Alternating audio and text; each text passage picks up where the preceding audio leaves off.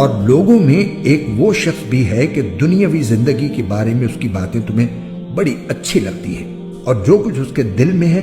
اس پر وہ اللہ کو گواہ بھی بناتا ہے، حالانکہ وہ تمہارے دشمنوں میں سب سے زیادہ کٹر ہے۔ اور جب اٹھ کر جاتا ہے تو زمین میں اس کی دوڑ دھوپ اس لیے ہوتی ہے کہ وہ اس میں فساد مچائے اور فصلیں اور نسلیں تباہ کرے، حالانکہ اللہ فساد کو پسند نہیں فرماتا۔